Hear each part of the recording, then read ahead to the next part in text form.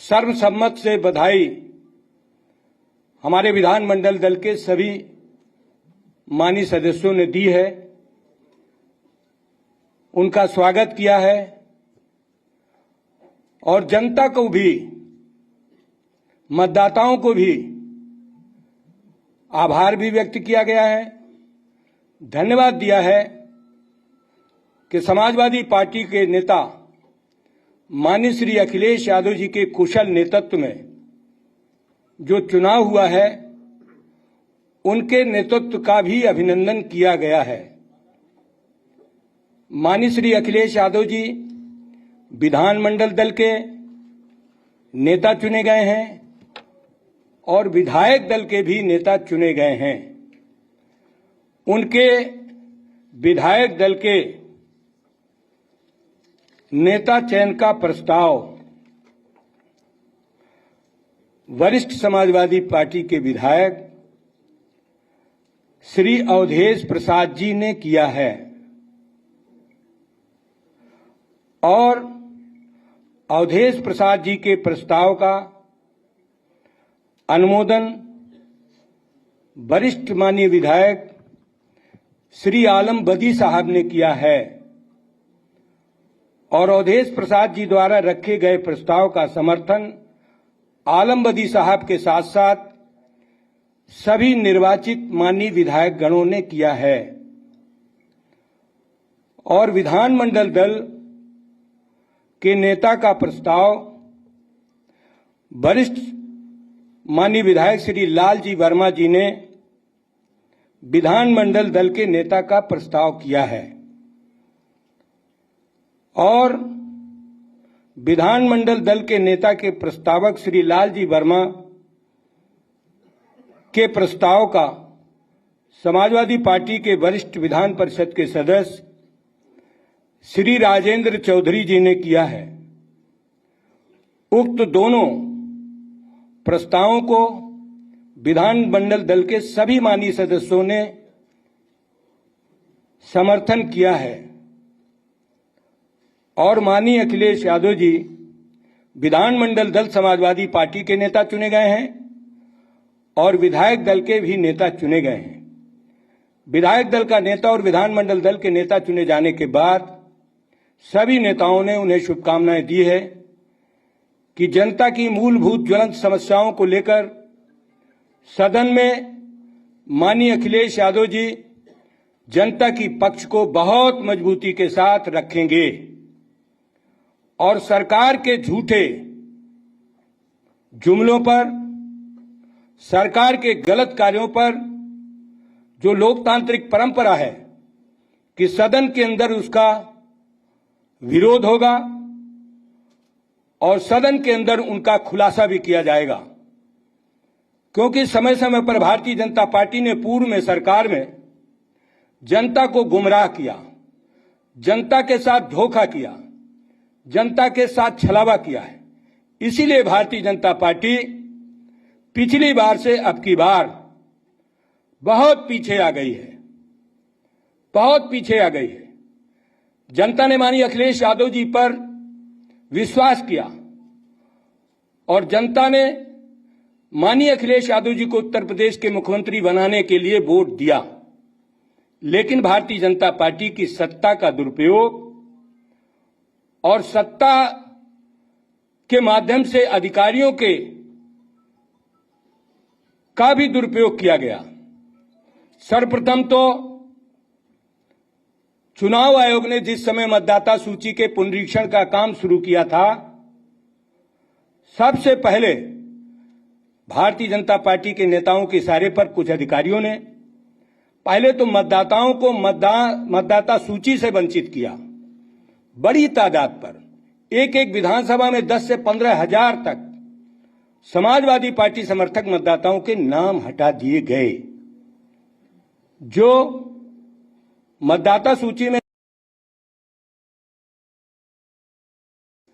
उनको चुनाव आयोग के लगे हुए कुछ कर्मचारियों ने उन समाजवादी समर्थक मतदाताओं के नाम हटाए। इसके बाद लोकतंत्र को बीजेपी ने कलंकित कर दिया। पूरी दुनिया में भारतीय जनता पार्टी ने उत्तर प्रदेश के चुनाव में जो नंगा नाच किया, उससे हमारा लोकतंत्र कलंकित हुआ। देश का सबसे बड़ा राज्य, जहां पर केंद्रीय हुकूमत, अन्य राज्यों की हुकूमत के लोग उत्तर प्रदेश में आकर के धन बल का, सत्ता बल का दुरुपयोग किया और दुरुपयोग से चुनाव परिणाम को भी प्रभावित किया। मतगणना में भारी अनियमितताएं हुई, जीतने वाले हार गए और हारने वाले जीत गए।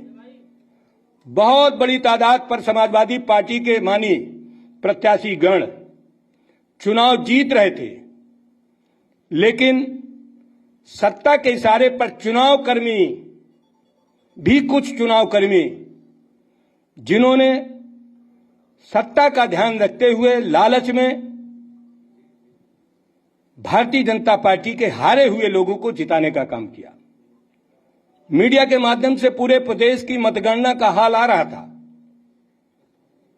और मतगणना में समाजवादी पार्टी के उम्मीदवार बड़े वोटों से जीत रहे थे, लेकिन जैसे ही ये पता चला कि समाजवादी पार्टी की सरकार बन जाएगी, जानबूझ करके मतगणना में भी हेरफेर करके चुनाव को प्रभावित किया गया और लोकतंत्र को कलंकित करके भारतीय जनता पार्टी की सरकार बनाई गई है। भारतीय जनता पार्टी दोहरे चरित्र की पार्टी है। भारतीय जनता पार्टी ने जनता से जो वादा किया, पिछले 5 वर्ष में उसे भी पूरा नहीं किया। महंगाई कम करने की बात कही थी, केंद्रीय हुकूमत के प्रधानमंत्री से लेकर केंद्र के मंत्रियों ने महंगाई कम करने की बात कही थी, लेकिन पिछले 5 वर्षों में और इस समय भी महंगाई लगातार बढ़ती जा रही है। जनता के हर वर्ग की कमर टूट रही है, लेकिन बीजेपी अपनी पीठ थपथपा रही है। बेरोजगारों को रोजगार नहीं दिया, झूठा वादा किया। बेरोजगार दर दर की ठोकरें खा रहा है, आत्महत्या कर रहा है। बेरोजगारों को रोजगार नहीं मिल रहा और बीजेपी फिजूल खर्ची पर आमदा है। गरीबों के पैसे से जो टैक्स आते हैं, उस टैक्स का बेजा इस्तेमाल भारतीय जनता पार्टी करती है। इस लोकतांत्रिक देश में गरीब गरीब होता जा रहा है, कमजोर कमजोर होते जा रहा है और पूंजीपति की पूंजी में भारी इजाफा होता जा रहा है। ये बहुत बड़ी आर्थिक गैरबराबरी भारतीय जनता पार्टी ने ला दी है और इस प्रदेश के अंदर बेरोजगारी बढ़ा दी है। किसानों को सबसे ज्यादा परेशान किया है। किसानों को एमएसपी की गारंटी नहीं दी जा रही। उत्तर प्रदेश के हजारों लाखों किसान एक साल जाड़ा गर्मी बरसात की परवाह किए बगैर आंदोलन करते रहे। बीजेपी ने बिना डिस्कशन के 3 काला कानून लाए। हमारे मीडिया के भाइयों ने, देश के राजनीतिक विशेषज्ञों ने, देश के महान नेताओं ने कहा कि लोकसभा राज्यसभा में बिना चर्चा के, बिना बहस के कोई बिल पास कराया जाएगा, वो तानाशाही है। उन्होंने लोकसभा के अपने सदस्यों से, राज्यसभा के सदस्यों से भी उन पर राय मशविरा नहीं किया और मोदी जी ने वो 3 कानून लाद दिए जो किसानों ने, एक साल सैकड़ों किसान शहादत हो गई। और उसके बाद जब उत्तर प्रदेश का चुनाव आया, चुनाव के वक्त उन्होंने वो 3 काला कानून वापस किए और किसानों ने अपने मूल्य की, समर्थन मूल्य की गारंटी मांगी और आज तक भारतीय जनता पार्टी ने किसानों के समर्थन मूल्य की गारंटी नहीं दिया। कहा था कि हम किसानों को स्वामीनाथन आयोग की रिपोर्ट लागू करके किसानों को लागत से जोड़ा देंगे, लाभकारी मूल्य देंगे, 2022 में आय किसानों की दुगना कर देंगे। मैं बड़े अफसोस के साथ आप मीडिया के भाइयों से कहना चाहता हूं कि आज हमारे किसान सबसे ज्यादा परेशान हैं।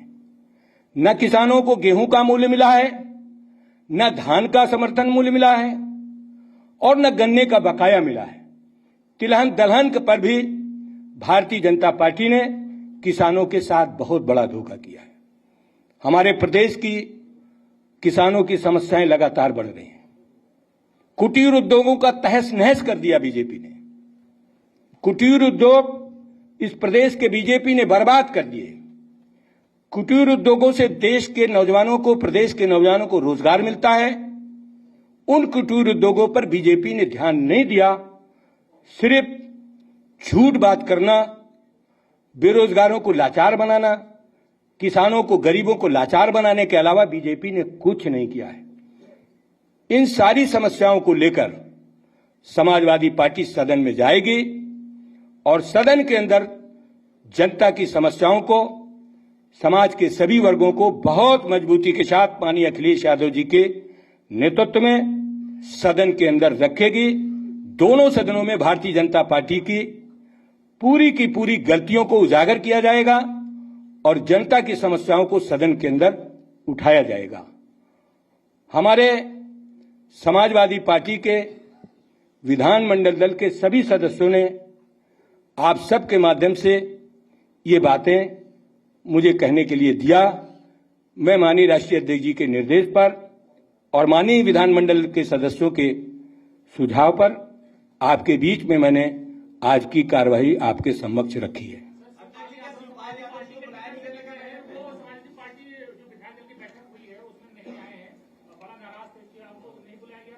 आज समाजवादी पार्टी, जो समाजवादी पार्टी के माननीय विधायक हैं, उनको बुलाया गया था और 28 तारीख को जो हमारे सहयोगी दल हैं, भले ही वो साइकिल सिंबल से लड़े हों या हमारे छड़ी से लड़े हों या लिफाफा से लड़े हों या किसी और चुनाव चिन्ह से लड़े हों, उन सभी सहयोगी दलों की 28 तारीख को बैठक बुलाई गई है और उसमें वो सभी लोग आएंगे। नहीं, सुपाल जी 28 को आएंगे, उन्हीं से पूछना। शिवपाल जी, माननीय शिवपाल जी को उनका दल है, सहयोगी दल हैं, सहयोगी दलों को, उनके सभी विधायकों को 28 तारीख को बुलाया गया है, आमंत्रित किया गया है। सभी लोग आएंगे। मैंने आपसे बहुत स्पष्ट कर दिया कि जो सहयोगी दल हैं, पल्लवी पटेल जी हों, माननीय शिवपाल जी हों, माननीय ओम प्रकाश राजभर जी हों या हमारे जनवादी सोशलिस्ट पार्टी के लोग हों या राष्ट्रीय लोकदल के लोग हों, जो हमारे गठबंधन के दल हैं, उनके सभी माननीय विधायकों को 28 तारीख को बुलाया गया है। समाजवादी पार्टी के नेता माननीय श्री अखिलेश यादव जी उन सब से बात करेंगे और सहमति बनाकर के सदन के अंदर इन समस्याओं को रखेंगे।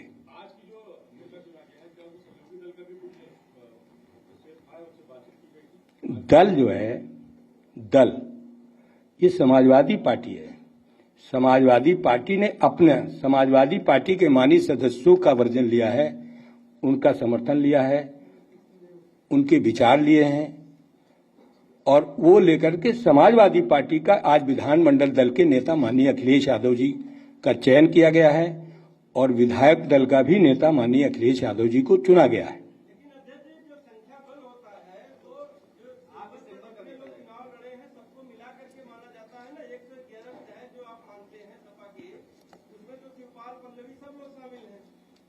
संवैधानिक प्रक्रिया में भी यह है कि विधानमंडल दल के जितने आपकी पार्टी के बैनर तले जितने लोग लड़े हैं सब विधानमंडल दल में माने जाएंगे।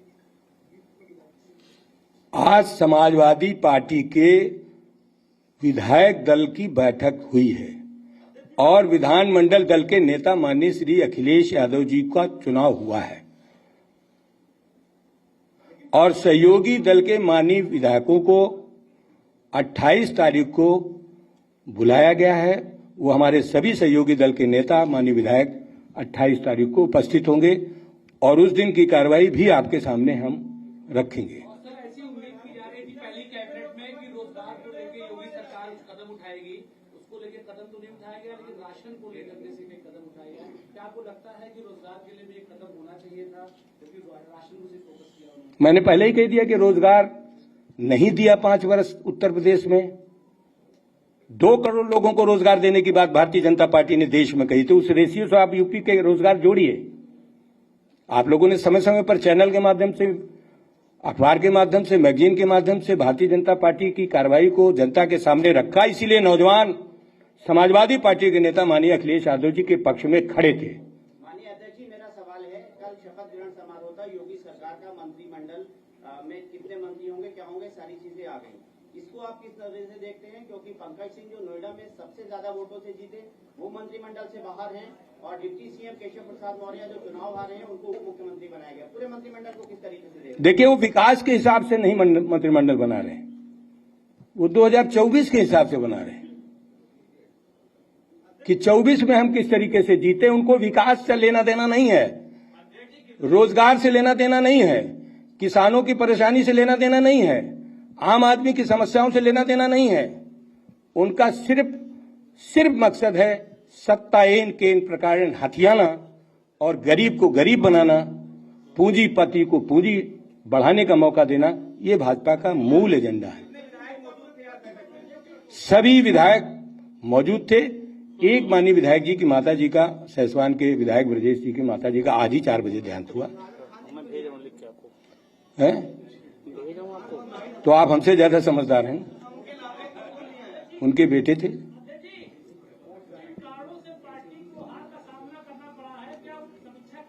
आप सबसे सुझाव चाहते हैं, आप समीक्षा करके हम लोगों को सहयोग करो।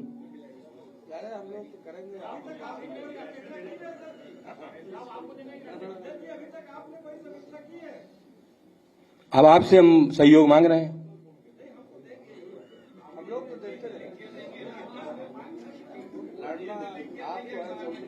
चलिए, आप सभी लोग आए, आप सबका बहुत बहुत धन्यवाद। और आपका जो सहयोग चुनाव में भी मिला है लोकतंत्र की रक्षा में, उसके लिए भी मैं आप सबका आभारी हूं।